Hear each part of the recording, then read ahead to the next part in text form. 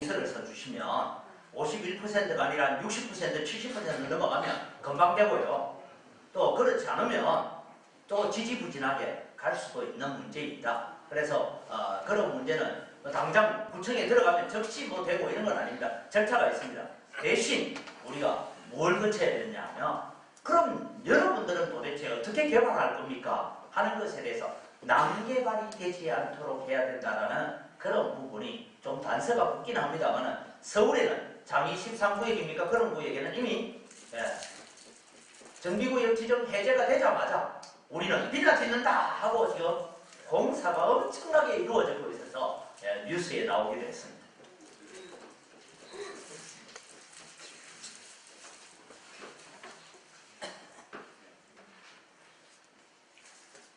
네, 예, 답변 좀 명쾌한 답변입니다. 그래서 지금 또 두 번째 질문 보겠습니다.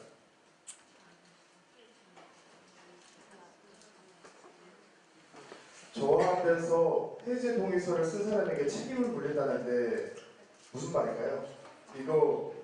이 문자 보고 저희 PB는 정말 이렇게 망치로 머리를 많이 듯한 느낌이었습니다. 얼마 전까지만 해도 매몰비용 관련해서는 조합 사업 시행 이전이나 이후에 아무것도 없다라고 이야기해놓고 네트 매몰비용 자기들이 실토를 하는 그런 일이 있었죠. 그래서 이거 관련해서 지금 장 목사님 답변 간단하게 물어볼 수 있습니다.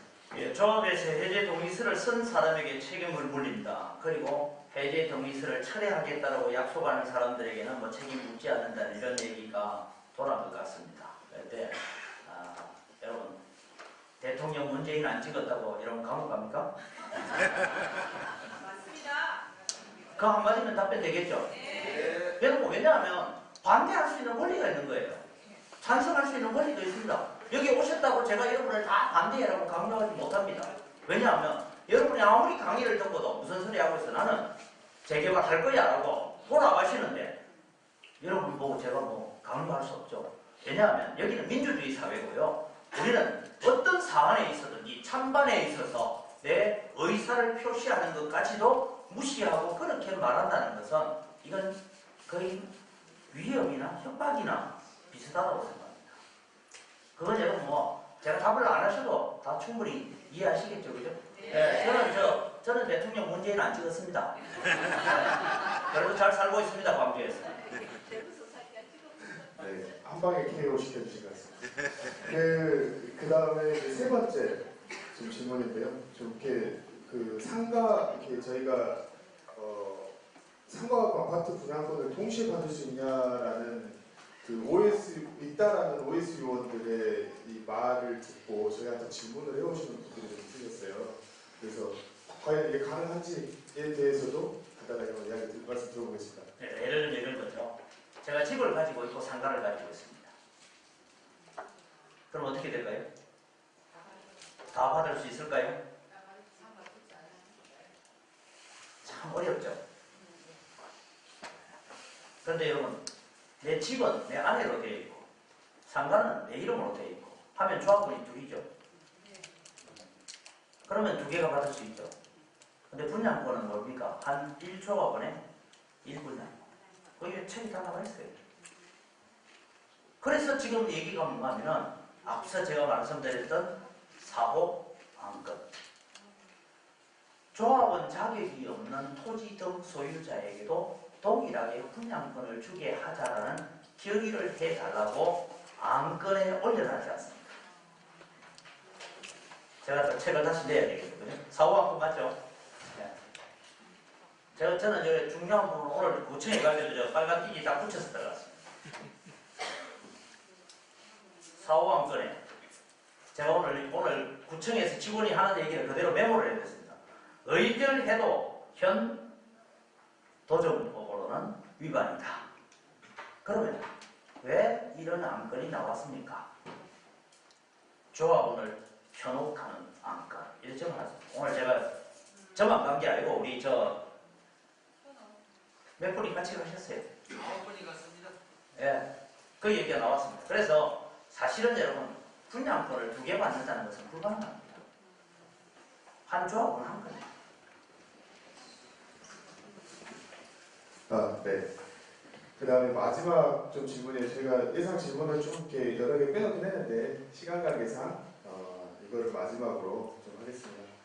마지막으로 재개발은 어렵고 재건축은 쉽다라는 이야기를 하면서 우진 아파트 이야기를 하는 저희 논리를 좀 반박하는 이런 모습들이 또 이렇게 이런 논리들이 좀 있어서 이 부분에 대해서도 간략하게 좀 말씀 드리고 싶도록 하겠습니다. 제가 강의 중에 제가 말씀을 드렸는데 여러분, 자 우진 아파트 혹시 우진 아파트 주민이 있으면 기분 나쁠까봐 참 이름을 던거기는 것은 죄송합니다만 아파트 단지 5층짜리 아파트 단지를 재개발한다고 합시다. 물론 거기에는 도시가스도 들어와 있고 상하수도 시설도 들어와 있고 모든 기관 산업이 일단은 들어와 있습니다. 그래서 도시가 정비되어 있기 때문에 재건축하는 것은 공사하기가 훨씬 쉬우리라고 생각을 합니다. 그러나 우리 nummon동 지역은 도시가스도 안 들어와 있고 어디로 지금 하수구가 흘러가는지도 모르고 뭐 그렇지 않습니까? 오폐수가 지금 어디로 흘러가는지도 모르는 이런 낙후된 지역을 재개발하려고 하니까 아무래도 어렵겠다 그런 생각을 가지고 그런 논리를 가지고 나오는 분들이 있습니다. 제가 설명을 드리면 이렇습니다. 자 여러분, 재건축입니다. 5층짜리 있는 아파트를 재건축을 합니다. 앞서 제가 말씀드렸다시피 상하수도, 배관 달라야 되죠. 새로 깔아야 돼요. 도시가스 새로 깔아야 되죠. 주차장 새로 만들어야 됩니까? 안 만들어야 됩니까? 30층까지 올라가면 주차장 비중이 달라져요. 다 달라야 돼요. 그러면 여러분, 재건축은 그렇게 쉽습니까? 똑같아요. 그 다음에 여러분, 재개발이라고 하면 자 공사를 하는데 5층짜리를 부수어서 공사하는 게 쉽습니까? 1층짜리 기와지 밀어버리는 게 쉽습니까? 그건 여러분 판단하십시오. 그런 생각이 듭니다. 그 다음에 수익성 입장에서 제가 사업자라면 제가 만약에 사업자라면 이 nummon동 땅을 사서 30층 아파트를 짓는 것이 수익이 많이 나오겠습니까? 이미 5층짜리를 집을 그대로 아파트 분양 자기 평수를 다 주고 나머지 30층까지 올라가면 25층밖에 없잖아요. 내한테 오는 게. 그것이 이익금이 더 많이 남겠습니다. 물론 공사에 있어서는 여러분이 기간시설을 하고 하는 부분에 여러 가지 차이점이 있을 수 있지만 저보고 하라면 저는 재개발 사업을 하지 재건축은 안 할 것 같습니다. 저는 아직 제가 전에도 한번 말씀드렸지만 저는 대학도 신학과를 나왔고 대학원도 신학과를 나왔고 제가 박사과정도 제가 성경학을 해서 도무지 이거 몰랐습니다. 근데 작년 11월부터 11월 그때가 정확히 12일입니까? 11월 12일에 임시총회를 할 때 제가 들어가서 6가지 질문을 하는데 어느 누구도 답변을 제대로 못할 때부터 제가 도전법을 공부하기 시작했습니다. 이러면 이해가 됩니까? 네. 재개발이 쉽겠습니까? 재건축이 쉽겠습니까?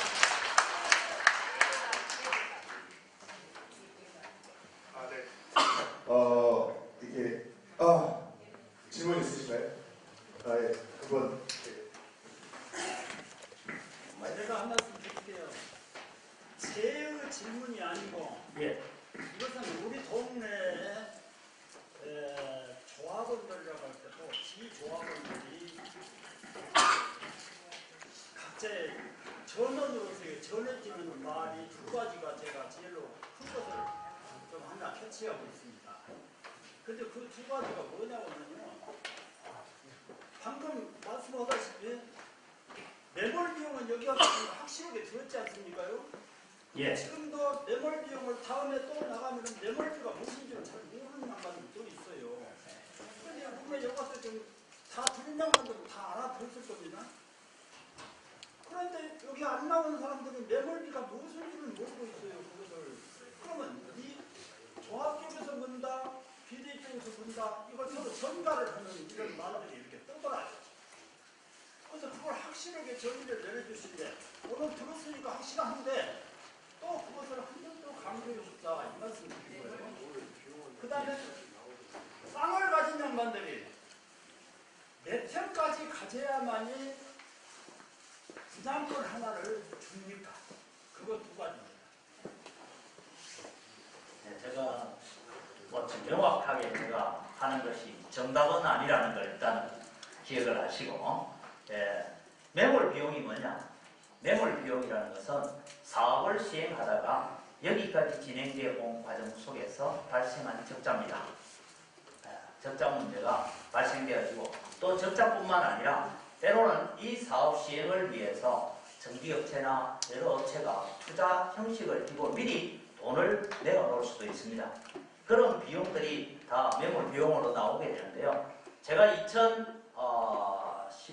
2017년 11월 12일에 제가 갔을 때에 그런 질문을 하나 했습니다.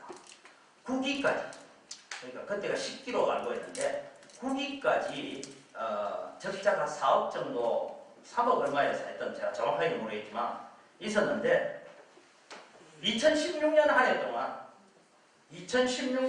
동안 적자가 4억 한 2천만 원 정도 올라가가지고 전체 조합의 적자가 7억 가까이 됐습니다. 그때 그랬어요. 그래서 제가 그때 질문을 한 게 이것입니다.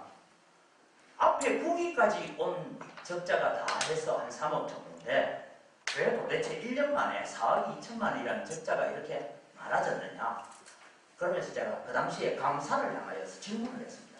감사를 하려면 영수증하고 장부하고 통장하고 맞추어 보니까 이상 없었습니다. 이건 초등학교 수준의 감사 아닙니까? 감사가 제대로 하시려면 4억이라는 이 부채가 증가하는 것에 대해서 어떤 대책을 세워야 되고 어떤 방법으로 했는지에 대해서 지적사항이 나오는 것이 감사가 할 일입니다. 제가 그 얘기 했어요. 근데 거기에 답변을 못 받았고요. 그 다음에 2017년 예산안을 청구를 했어요. 2017년 예산안을 청구를 하면서, 아니죠, 2018년도 예산안을 청구하면서 2017년도 11월 12일인데 지금까지 선 2017년도에 가결산도 없이 예산을 청구하는 것에 대해서 제가 조합장한테 지적을 했어요. 여러분, 우리나라 국회도요, 예산 일찍 잡니다. 원래는 예산 시행 한 달 전까지 국회가 예산을 통과시켜야 됩니다. 그 다음에. 그런데 12월 달 쓰는 돈은 뭡니까, 여러분? 감사할 때 9월 달부터 정기 국회가요, 정부가 사용한 돈에 대해서 감사를 다 해가지고 이거 잘했다 못했다 지적하고 다 합니다. 그런데 2017년 11월 12일까지 사용한 돈은 깜깜한 무소식이고 2018년도 예산 5억인가 하여튼 그렇게 청구를 한 걸 알고 있어요.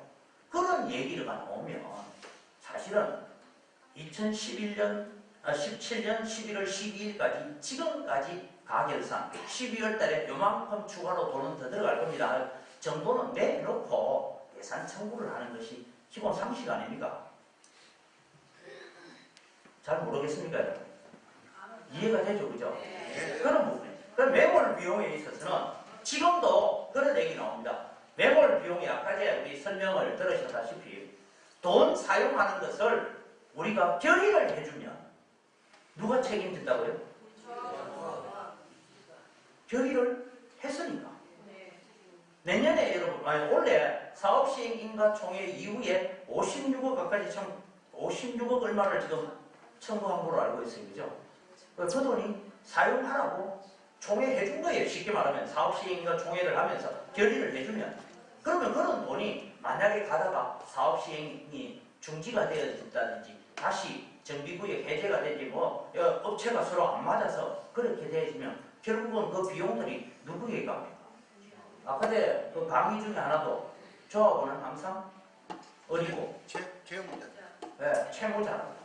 네, 그런 말씀하셨잖아요. 저는 뭐 제 얘기가 아니고 아까 동영상에 충분히 그렇게 설명을 했다고 생각합니다. 그 다음에 땅을 가진 자가 몇 평을 가져야 분양권을 얻는가? 이건 제가 정확하게는 모르겠지만 이 동 옆에 있는 동네에 예를 들어보면 여러분도 이미 뭐 소문을 많이 들어서 알고 계시는 줄 압니다. 이제 재개발된다 하니까 다른 데서 땅을 사러 들어온 사람이 있어요. 오랫동안 살던 사람 보고 너 한 돈 1,000만 원 더 얹어줄 테니까 뭐 나가라 뭐 이렇게 해서 이분 입장에서는 뭐냐면 그 공시지가 뭐 몇 %를 받는 땅을 받고 나가느니 차라리 돈 좀 더 받고 나가는 게 좋겠다면 그렇게 해서 하는지 모르지만 그렇게 해서 뭐 외국인들이 들어온다는 얘기도 있고 한데 저는 확인은 안 했습니다. 근데 그런 얘기를 들었어요. 그런 가운데서 나온 얘기가 뭐냐 하면 오랫동안 이곳에서 터전을 가지고 살았던 사람은 내가 한 평짜리 집에 살고 있었든지 10평짜리 집에 살고 있었든지 사실은 정상적으로 분양권이 주어져야 되는 것이 맞다고 생각합니다. 제가 아는 상식으로는 왜냐하면 살고 있었으니까 오랫동안 내가 이게 터전을 가지고 있었던 사람은 분양권을 줘야 되는 게 맞다고 생각합니다. 이게 제 생각입니다. 그러나 만약에 재개발 사업 시행 인가가 되어지고 관리처분 가는 마당 속에서 땅을 사고 들어오고 한 사람들에 대해서는 과연 10평짜리 땅을 하나 주어가지고 있는 사람에게도 분양권을 줘야 될까 하는 문제는 또 다른 문제죠. 그래서 나오는 것이 4호 안건입니다. 4호 안건을 자세히 보시면 그런 부분의 약점들을 막아가기 위해서 하고 있는데 뭐 저는 지금 이건 제가 들은 얘기입니다. 그 유동, 인동 쪽에 지금 재개발하는 쪽에는 뭐 20평 이하는 땅을 매입을 해가지고 해도 분양권을 안 주기로 했다 뭐 그런 얘기가 들리긴 했는데 정확하게 그 얘기가 사실인지 아닌지는 제가 잘 모르겠습니다. 저도 들은 얘기입니다. 그 정도만 하면 제가 답변이 되는지 모르겠습니다. 그런데 할머니 하는 사람들은 3평 가져도 나오는 줄 알고 있고 5평 가져도 나오는 줄 알고 있고 그러니까 3평이든 5평이든 내가 여기에 살고 있었던 사람 그 땅을 내 땅으로 가지고 살고 있었던 사람에게는 마땅히 분양권을 줘야 되지 않겠습니까? 제가 볼 때는 그런 생각이 듭니다. 아직 미정이다. 네, 일단은 지금 그 부분은 저희 쪽에서도 이렇게 확실하지 않아서 뭐 차후에 좀 알아보고 이제 뭐 이렇게 공지하든지 다시 한번 만날 수 있는 네, 법적 자문을 모든 사람들이 그걸 믿고 있다 이것이죠. 그런 나온다 이것이에요. 네, 근데 아마 조합원이 아니면 분양권을 못 받을 겁니다. 예를 들어서 뒤에 조합 이후에 뭐 땅을 샀든지 하면 여기에 아까 전에 그런 얘기 나왔잖아요. 4호 안건이 뭔가 하면 조합원이 아닌데 토지 등 소유자에게도 분양권을 줄 수 있는가 하는 문제에 대해서 이미 구청에서 그것은 불가하다라고 유권 해석을 내려서 오늘 그 답을 우리가 들고 나왔습니다. 그걸 뭐 저만 들은 건 아니고 같이 관문들이 같이 들었으니까 여기에 대한 대답에 대한 책임은 구청에서 지겠죠. 감사합니다.